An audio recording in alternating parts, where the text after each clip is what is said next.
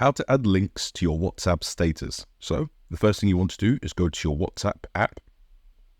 You then want to go to the bottom left-hand corner and select Updates. And where it says My Status, go to the right-hand side and select the pencil button. From here, it says Type a Status. So I'll type check this link out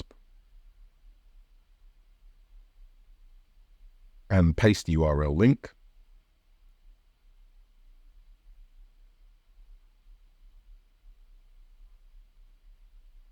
Okay, once I'm happy with that, if I want to change the text, I can go to the top right hand corner and select the T, and this will change the font.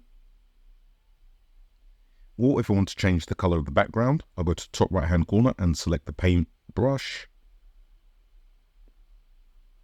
And once I'm happy with the color, I'll then click the send button.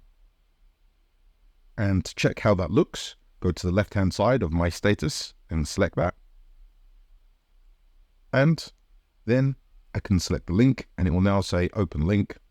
Select that. And that's how you add a URL link to your WhatsApp status.